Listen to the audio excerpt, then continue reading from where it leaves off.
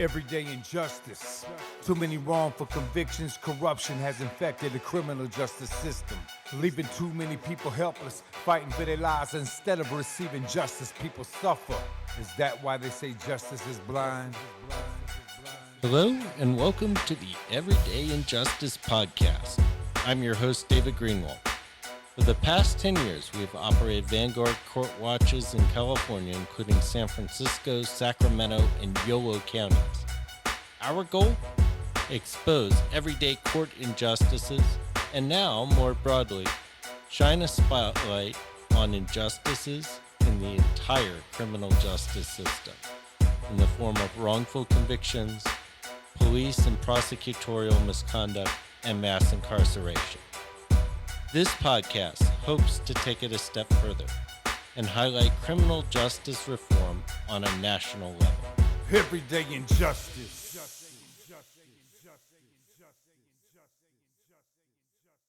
Today on Everyday Injustice, we have Caroline Isaacs. She is the Executive Director of Just Communities Arizona. How are you? I'm well, thanks. How are you? I'm doing well. So tell us, what is Just Communities Arizona? Yeah, we're relatively new-ish in our current incarnation. Previously, this group of staff, actually, and myself, had been the Arizona office of the American Friends Service Committee, Quaker-based organization working on social justice issues for many, many years here in Arizona. And in 22, we basically spun off to become an Arizona-based nonprofit organization called Just Communities Arizona. Along with that came a pivot in terms of the work that we're doing. As AFSC, we were really focused on sentencing reform. So legislative work to try to reduce the prison population, improve conditions, talk about better approaches to criminal justice. And while we made some great strides in that area and sparked some conversations that probably wouldn't have happened otherwise, legislative work is tough in a state like Arizona, as you might expect. And the thing that we always came up against was that when you can talk, and people are really accepting now, I think, understanding the limitations and pitfalls of the current criminal punishment system. It's not effective. It's not reducing crime. It's creating harm in a lot of cases. But what they don't have is a vision of what else we could do. What is the other thing? Because we have just been doing punishment for so long. And that's been, conditioned to think of that as the solution to every problem.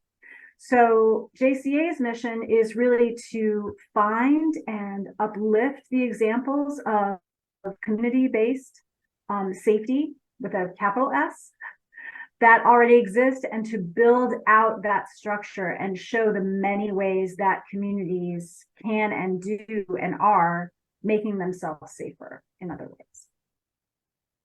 So how do we get there?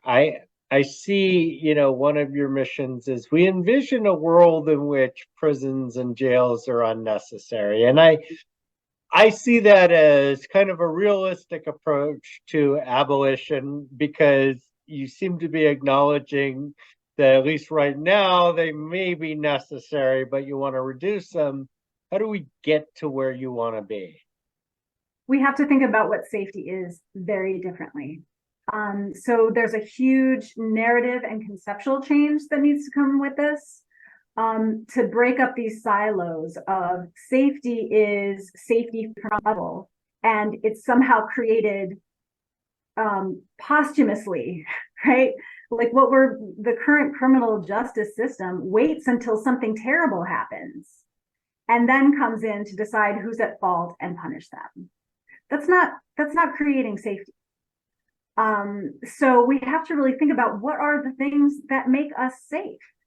And it is a real wide variety of things. Obviously, if you're about to be evicted from your home, you're not safe. If your child is in the throes of chaotic drug use or mental health crisis, they're not safe. So we have to think about safety as this ecosystem that has been bled dry. All the resources are in this afterthought approach to punishment. So one of the things that we're really trying to do is to help people understand safety very differently and decouple it from punishment. Punishment does not create safety. And we sort of know that, but we're not used to thinking about safety in this broader sense. So that's part one. And then part two is just finding those examples and holding them up for people to say, like, look, this is one way to do it. Here's how this particular community has developed an approach that works for them. And the good news is there's an incredible variety of really inspiring and innovative approaches to safety, but we don't call them that and we don't think about them that way. And they're not held up to the public to say, like, this is a solution. So it's helping bring those examples in front of people to show them what else we could do. So convince me on this point, because I can completely buy into the notion that we cannot punish our way into safety. On the other hand, I think there's some people that are dangerous. How do we address that? What made those people dangerous? We have failed those people, right? People don't like, I think this is another really important assumption that we have to unpack, is that people who commit crime are inherently bad people that like doing bad things, and so therefore they have to be punished. That is a complete fallacy. Nobody is born wanting to harm other people. It's because they themselves have been harmed in multiple ways. And so we address that harm. We try to create those interventions, and again, that ecosystem that takes care of children in meaningful ways, that gives parents resources that they need to support their families and do the best that they can. And then those services in the community to help out when they need that help. We have to really think about this again as a continuum. How do people get harmed so severely that they are able to harm others in this way? We know how to fix that. We know how to fix that. We have for decades, but we don't resource those approaches, and we don't think of that as safety.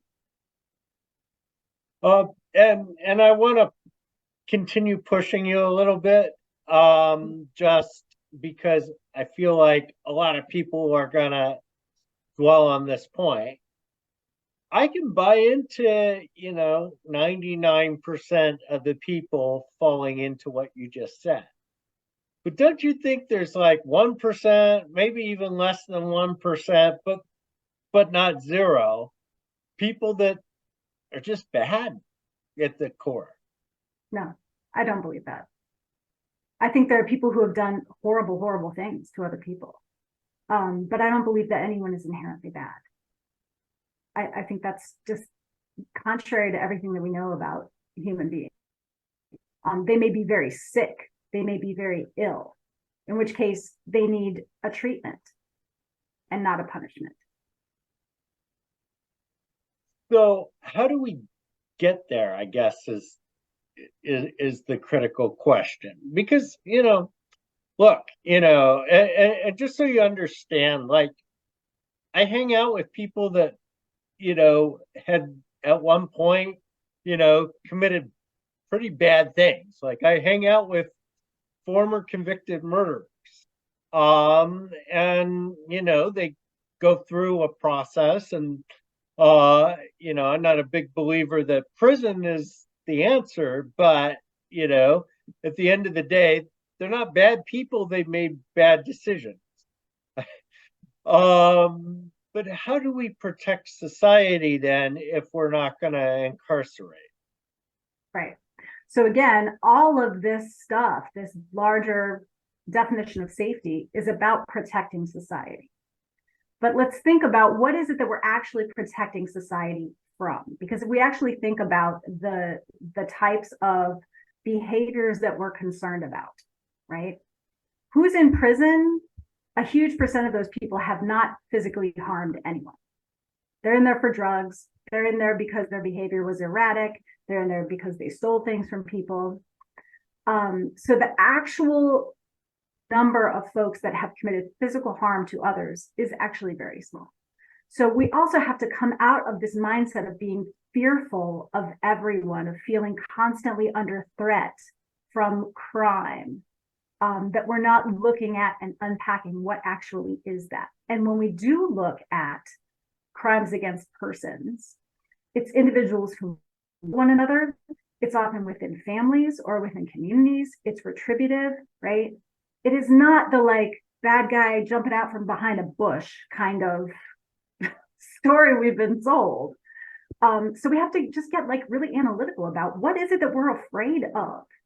What is it that we actually have to be protected from?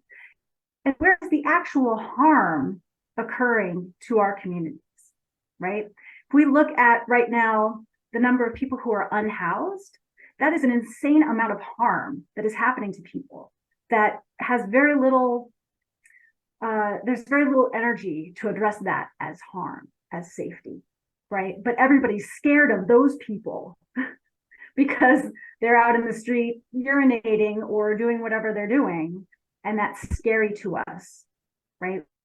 We really have to think about what is it that we need to fear? What is actually a threat to our person and our well-being? And how do we address that? And how do you get there? Is you fund different stuff. The amount of resources that is going into the criminal punishment system is the most immense waste of resources that humankind has ever concocted. It only creates further harm. It sucks our state and county and municipal and federal budgets dry, and it does nothing to actually keep us safe. So let's think differently about, and how do we talk to our elected officials? How do we talk to our friends and neighbors about what is it that we want to see to keep ourselves safe? How are we protecting ourselves and our neighbors in a holistic way and not thinking we have to be protected from our neighbors, right? So, I mean, there seems to be multiple layers here. Like, we have, let's take, drugs, right? Which should be an easy example, although for some reason in San Francisco, maybe not. But I think a lot of people believe that, we shouldn't be locking people up for possessing or using drugs. That there are better, safer, and more cost-effective ways of dealing with that, treating it as a health issue, dealing with the underlying mental health issues and whatnot. But there's also, the issue, and I think you guys get into this, of, poverty issues, that you have people that, they're homeless, so they don't have enough food, they're housing insecure, they're food insecure, and also, because they're homeless, they're also decompensating mentally, so it ties back into the mental health issue. But that seems to be a big piece of the puzzle here that is driving a lot of the problems of crime, right? Indeed. Yeah. Again, it is about looking at conditions of people's lives and what leads to law-breaking behavior in any, whether that's use of illicit substances, breaking into homes, vagrancy, we've criminalized practically everything. But what is driving that behavior? And this is not a big mystery, right? We know this. There's studies upon studies upon studies that, like, trauma, for example, is at the root of so much of this in terms of substance use, homelessness, not being able to hold down a job, not being able to keep current on your rent payments, right? But how are we not really actually trying to find solutions to that? I think that it's very easy for people to dismiss that as some kind of social welfare state or whatever label people want to put on it. But really what it is pragmatic and realistic, right? If we want to solve this problem, if we want better safety, if we want secure communities, that's the way. We know this. What we lack is political will and a different mindset, culturally and, in terms of our governing bodies, about what should be a priority. And you mentioned, social welfare. And it's striking to me that people, reject the notion of social welfare, but they have absolutely no problem spending $50,000 to $100,000 a year to lock somebody up in a cage. Absolutely, or prop up a corporation, or bail out a bank, or fund a missile generating plant because it's the lifeblood of your local economic community. Like, yeah, we make these decisions all the time.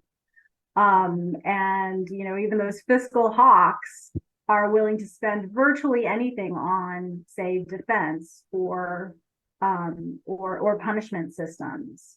It really is about, like, let's break this down as to what is it that we actually want to create. We want to create safety. There is no question that the system we have does not do that. If it did, we would be the safest country in the world. That argument is over. What is the other thing? How are we not now able to say, okay, that didn't work? And, if we look at decades worth of research, we know what does. And it's not social welfare. It is society. It is civilization.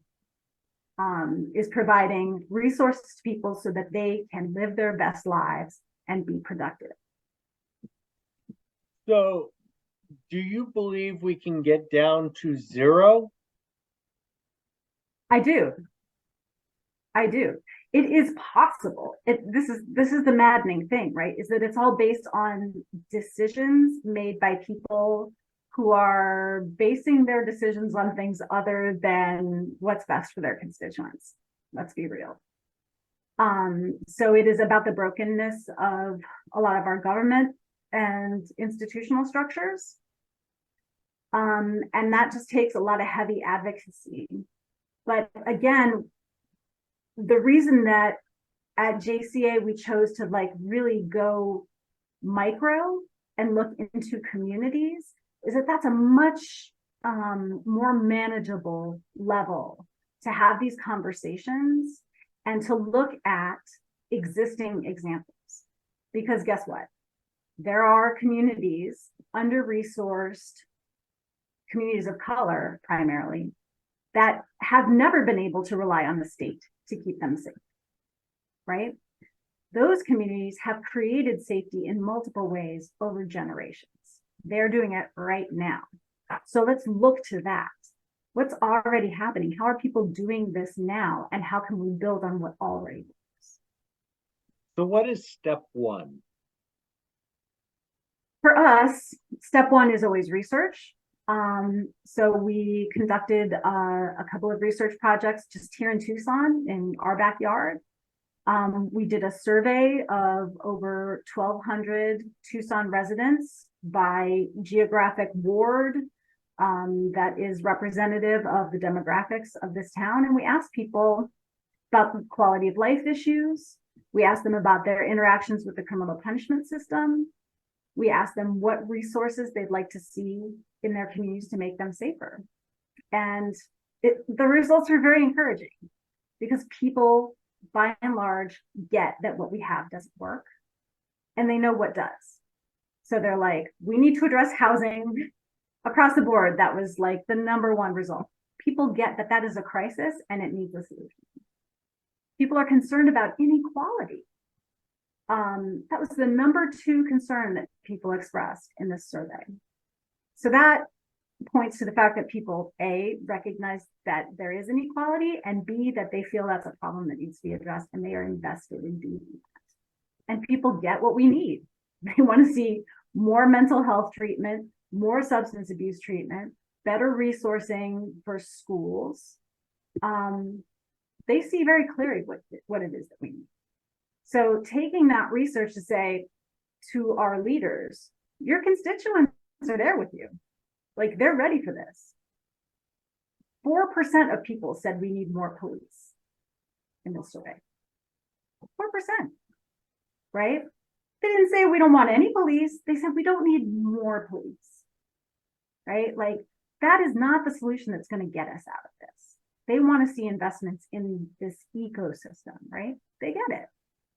So that's step one, is just to say, like, give some political cover, if you will, to people making decisions that, like, the people that vote for you want you to do this.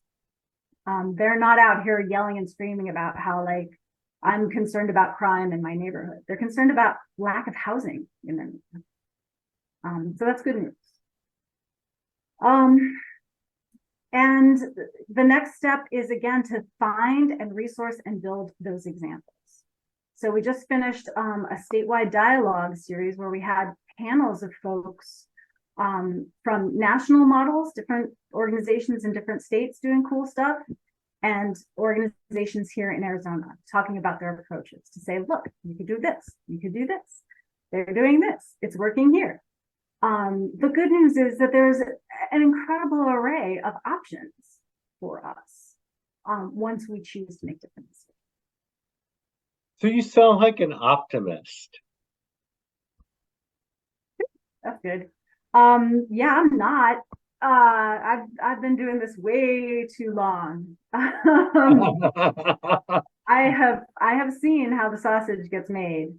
And I will tell you that, spending all that time trying to work on legislation and, like, getting the good fight was exhausting and kind of soul crushing. And I think it's just not a good fit for an organization like ours, because legislation is about compromise and tiny incremental gains.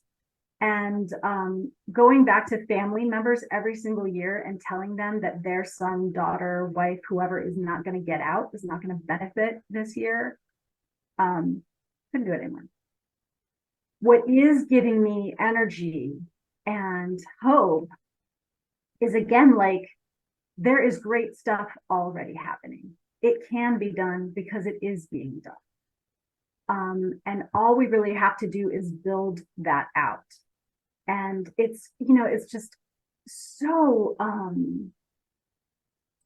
fun and exciting to see these various examples of, deeply rooted community-based organizations. Like, I'm talking about David Garcia, who created an organization called Barrio Restoration, which is David Garcia on his bike, which has a landscaping trailer attached to the back of it, riding around his Southside neighborhood, cleaning up corners, cutting the weeds, picking up the trash, and the neighbors come out, and then they're helping, and they're talking, and they're interacting, and they're bumping the cumbias, and it's, like, fun and great, and people are investing in the place where they live and taking ownership and talking to each other. That's community safety. You still sound like an optimist. Sorry. I play one on TV. No, I understand. So forgive me if I'm being a little dense here. Right on me. If you're not focused on legislation, how are you hoping to enact change? Yeah. So we're doing this in a couple of ways. So one, obviously, is this narrative change piece, right? Having people have different conversations. But the other piece is based on some wisdom that I learned from Christy Donner, who is the executive director of the Colorado Criminal Justice Reform Coalition. And Christie says, we make the mistake of thinking the money follows the policy, but it's the other way around, right? So all these organizations have been trying to pass sentencing reform, for example, and have succeeded. In states like Colorado, they succeeded. They reduced their prison population. Does the DOC budget go down? It does not, right? That money doesn't magically get reinvested anywhere like we hoped that it would. You got to move the money. And so that's really, I mean, that's kind of policy, but we can also do that on a much more local level. And we can also do that through grant funding. So, for example, here in Tucson, we've initiated a project called the Community Safety Incubator Project. And we have some limited funding from the city of Tucson. We're applying for some more funding. And the idea here is, what can a small group of neighbors, I'm talking like people who live on the same block, do together to enhance the safety and well-being of their community if they were just given the access and the resources? And this does not require the city council to pass a resolution or anyone to give them permission. What can people just do if they get together and they have access to resources? So that's the idea. We've been working with small groups of neighbors. They come up with something. And obviously, we're not going to be able to open a drug treatment center or, a low-income housing unit, but you can put better lighting on the corner so kids can ride their bikes at night. Or you can clean up an alley, or put a book bank in a park, or have a carne asada or a block party so people get out of their fences and meet each other and build connections with each other. So it's, again, starting on this micro level, and it is about relationships. And that is something that we can do with no one, really, right? And that is the nexus of safety. I think, again, in this culture, we have this idea of safety from other people. If you look to the wider world, safety is with other people. Other people are what creates our safety. It's knowing who your neighbors are. It's having meaningful relationships with each other, looking out for each other, sharing resources, taking care of each other's kids, fixing your neighbor's roof, right? That creates safety. And we don't have to pass any laws to be able to do that. So let's say I live in California, which I do. And I'd like to see, I'll be realistic.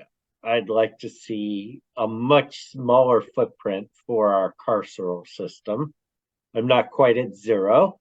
But I think most people in prison don't need to be in prison. So maybe I agree with you 95% of the way, somewhere. We'll get you there. I've moved a lot in the last 10 years, so so what should I do to make a difference? What do you know about your community, the place where you live? Probably more than I want to know. Okay. So are there enough, is there drug treatment available? Not nearly enough. Right. So who makes the decision about that? Who's advocating for that? Is there a coalition? Is there a NAMI? Is there a family member group that you can be part of to say, like, you can take this apart and be like, the thing that I think will do the most to create safety in the place where I live is X. And then you find the people that are working on X and join them. That seems like a reasonable approach, because the alternative is to bang your head against the county or the state and hope to change it, which doesn't seem to work very well. No. And this is the thing is, if we approach it from the other direction, instead of not this, tear down, to say, like, we need this thing. And there's ample evidence, I'm sure, that is a thing that is needed. And you can find out exactly how much it will cost, right? Like, what is the current waiting list for the drug treatment facilities in your area. How much would it cost to have enough beds to meet that need? Then you have a number. And you dedicate yourself to figuring out what are the levers of power to make that thing happen.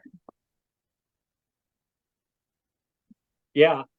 And the other issue, I think, is housing. That, one of the big problems that we have in California is the cost of housing is ridiculous. And I know enough to know that it's not much better in Arizona either. Sure. But it happens to be ridiculous in California. And, California has spent probably the last 5 or 6 years trying to fix its housing crisis, and it hasn't done a very good job of that. For a variety of different reasons, and not for a lack of intent on the part of those in power, but the structure of the system is not good. I mean, are you an advocate of